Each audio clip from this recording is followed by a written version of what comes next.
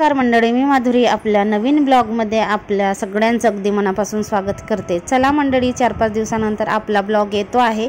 Blog टाकायची तर अजिबात इच्छा होत नाही, कारण पाहिजे तसा प्रतिसाद नसतो अजिबात, व्ह्यूज पडत नाही, व्ह्यूज डाऊन असतात। आपले सबस्क्रायबर तर आहेत तेवढे, पण त्या मानाने आपल्याला व्ह्यूज अजिबात येत नाही। आणि आपल्याला जर कोणी मोटिवेट करणारा असेल, आपली स्तुती करणारा असेल किंवा 2 शब्द चांगलं बोलत असतील तर खरंच आपल्याला हुरूप येतो टाकायला, काम करायला। पण म्हटलं चला 4-5 दिवसाने का होईना आपल्या व्हिडिओला किंवा आपल्या चॅनलवरती एक कंटिन्यूटी असायला पाहिजे, म्हणून मी व्हिडिओ टाकते आहे। तर आशा करते सपोर्ट करा। शूट करून ठेवला होता पण व्हिडिओ एडिटिंग नाही केलं होतं, तर म्हटलं चला आता व्हिडिओ एडिटिंग करूया। आणि 4-5 दिवसाच्या पूर्वीचा आहे, जेव्हा मी नवकन्याचं जेवण दिली होते त्यावेळेसचा आहे। तर आदल्या दिवशी संध्याकाळी काही सामान आणायचं होता, म्हणजे उद्याच्या दिवसाची तयारी करायची होती नवकन्याच्या जेवणाची। तर घरी पण लागत होतं काही सामान, त्यांनी ते पण आणलं होतं, काजू बदाम मनुके खीरसाठी नव्हते माझ्याकडे, तर साखर आणली होती। आणि मुलांसाठी 2020चा मोठा पॅक आणला होता आणि हायड अँड सीकचा।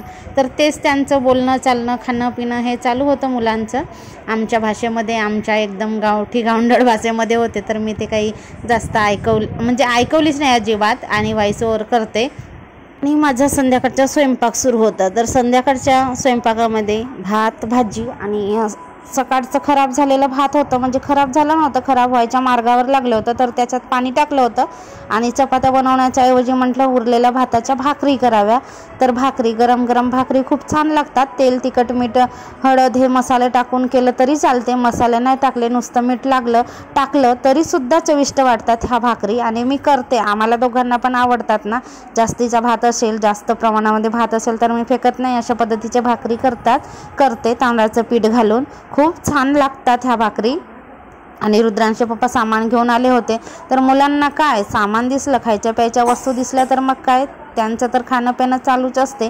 तर चालू आहेत निधी आणि रुद्रांचं बिस्किट खायला। आता ते काय 2 दिवसामध्ये संपूर्ण बिस्किटचं पॅकेट खतम करून देणार, असंच असते यांचं। जोपर्यंत संपत नाही तोपर्यंत यांना चैन पडत नाही, सारखं मग उठून सुटून तेच पाहिजे त्यांचं चाललेलं असतं। मग माझं पण तसंच असते, संपला की बसा बोंबलत, संपेपर्यंत खा मग राहा शांत। कन्याच्या जेवणासाठी उसळ बनवायची होती, तर चणे वटाणे मिक्स होते, तर ते भिजवून ठेवले मी रात्रीच।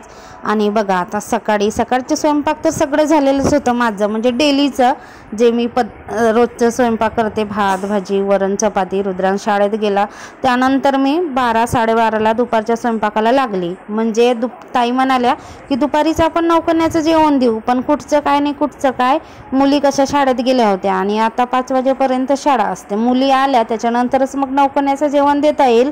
मग आरामातच केलो जरा, आणि 5ला सुट्टी झाली, त्यानंतर मुली आल्या। वेळेला भरपूर गरमी होते किचनमध्ये आमच्या, स्वयंपाक करणं म्हणजे तर एक टास्कच आहे। आणि नेमका त्याच दिवशी, ज्या दिवशी मला नवकन्याचं जेवण द्यायचं होतं, त्याच दिवशी ही निधी ना इतका त्रास दिला हिने मला, की आपल्या आईला सुद्धा हिने इतका त्रास दिला नसेल तितका त्रास मला दिले हिने। घरात म्हणजे अजिबात राहत नव्हती, सारखं बाहेर। आणि इथे कसं 5 भाडेकरू आहेत, 5हीला मुलं आहेत, आणि मुलं पण वेगळे शाळेत ट्युशन जातात, मोठी माणसं सुद्धा ऑफिसला बाहेर इकडे जातात तिकडे जातात। आणि प्रत्येकच व्यक्ती गेट लावेल असं नाही, गेट ओपन करून ठेवतो। आणि मग इथे रस्ता हायवे जवळ आहे, मग आपल्याला भीती, मग घरात नेलं की इतकी पोंगा करायची की काय सांगू, भयानक भरपूर आवाज आहे हिचा, लाऊडस्पीकरची काय गरज नाही, एवढा मोठा आवाज आहे। आणि असं मारल्यासारखी ओरडायची, बिना मारल्यानेच किंवा बिना काही म्हटल्यानेच ती ओरडायची दार लावलं की। हिच्यामुळे मला तर अर्धा दिवस त्या दिवशी 1-2 तास कंटिन्यू मी बाहेर बसली, 2-1.5 तास बाहेर बसली, आणि त्याच्यानंतर स्वयंपाकाला लागली। इतका त्रास देत होता। एकतर स्वयंपाकाची तयारी, आपल्याकडे ना एक जरी व्यक्ती आली तरी भरपूर आपल्याला तयारी करावी नाही का। मग नवकन्याचं जेवण, मग त्याच्यात वरण भात कढी खीर पुरी हे आलं 4-5 प्रकारचे पदार्थ। आणि कसं मग आपल्याला असं वाटतं की आपल्याकडून काही चुकी होता कामा नये, एकदम परफेक्ट व्हावं असं वाटते, आणि त्याच्यामध्ये आपला भरपूर वेळ जातो। आणि ह्या मुलीने त्या दिवशी माझा पूर्ण डोका खाल्ला, पण आता करणार तरी काय इलाज आहे। आता तिची मम्मीने आता इकडे आणून ठेवला, आणि माहेरचे लोक असले असते तर आपण त्यांना म्हटलं असतं की नको, माझ्याकडे नको, त्रास देते बाबा, घेऊन जा तुमची मुलगी। आणि आता जावेची मुलगी आहे तर आपण स्पष्ट शब्दात म्हणू नाही शकत, म्हटलं तर त्यांना पण वाईट वाटेल आणि त्यांच्या दृष्टीने किंवा त्यांच्या नजरेमध्ये आपण खराब. खरोखर एक मुलगी सांभाळता नाही आली असं. आणि खरं म्हणजे ना, मोठ्या मुलांना आपण सांभाळू शकतो, छोट्या मुलांना सांभाळणं म्हणजे कठीण काम आहे. ते बनवला मी रव्याचा शिरा आणि त्याच्यामध्ये काजू, बदाम, मनुका ते आधीच मी तुपामध्ये परतून घेतले आणि त्याच्यातच मग रवा घातला. चांगलं मस्त असं लालसर होईपर्यंत भाजून घेतला आणि साखर आणि गरम पाणी टाकून छान असा शिजू दिला आणि तयार आहे आपला शिरा. वांगे, बटाटे आणि फ्लावरची मी मिक्स भाजी केली होती आणि खूप छान भाजी आली होती. फक्त माझं काय होतं, शिरा बनवायचा बाकी होता आणि पुऱ्या तळायच्या बाकी होत्या. वरण, कढी, चण्याची उसळ, भात हे तर आधीच झालं होतं आणि म्हटलं शिरा आणि पुऱ्या गरम गरम करायच्या. चांगल्या अशा मस्त फुगलेल्या आहेत बघा, पुऱ्या टम फुगलेल्या आहेत. आणि ह्याच वेळेस ना मी छोट्या आकाराच्या पुऱ्या बनवल्या. एक ग्लास घेतला आणि ग्लासने कापून घेतला, नाहीतर मी अशा पद्धतीने करत नाही. पण माझ्या पुऱ्या नेहमी टम फुगलेल्या असतात आणि मस्त लालसर भाजलेल्या असतात. चपातीसुद्धा माझी लालसरच भाजलेली असते, पुरीसुद्धा. आणि कसं नवकन्याचं जेवण, छोट्या छोट्या मुली असतात, तर म्हटलं छोट्या छोट्या पुऱ्या आपण करूया.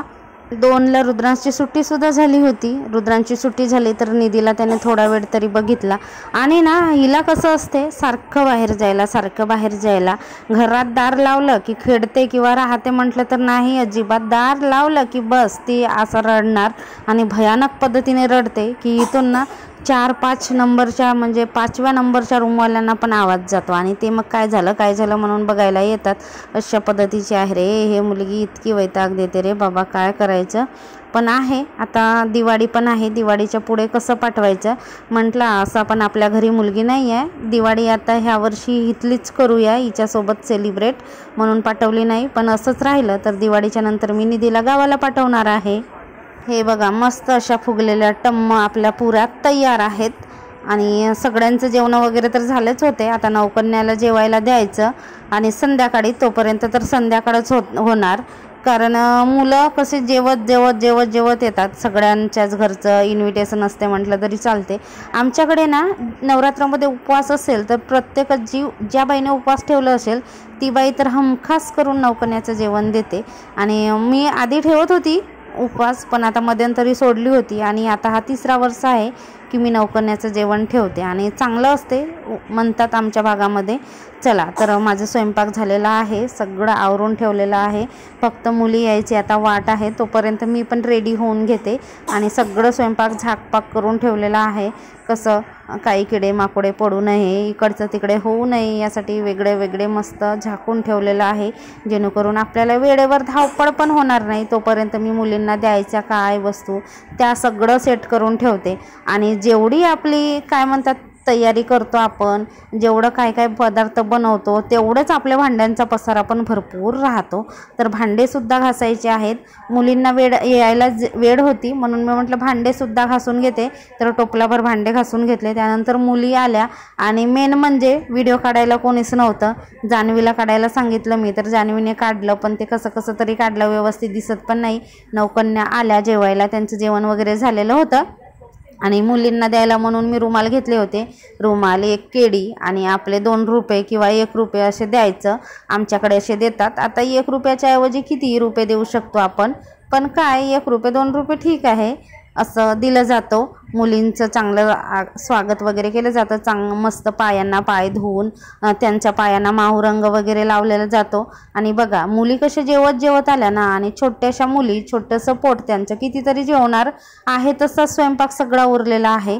आता आम्ही पण जेवणार आणि भरपूर असा उरेल, तो सकाळी होणार. माझा तर उपवासच असतो. नवकन्याचं जेवण दिलं त्या दिवशी संध्याकाळी. मग गेलो आम्ही घट बघायला. घट आपापल्या नावाने लोकांनी मांडलेले असतात, ते घट बघायला गेलो होतो मंदिराकडे. आणि घट विसर्जनसुद्धा होता लास्टच्या दिवशी. आणि रात्रीच्या वेळेस बघा गरबा. आमच्याकडे रोज गरबा नसते, पण ठराविक एखाद्या दिवशी गरबा असतो.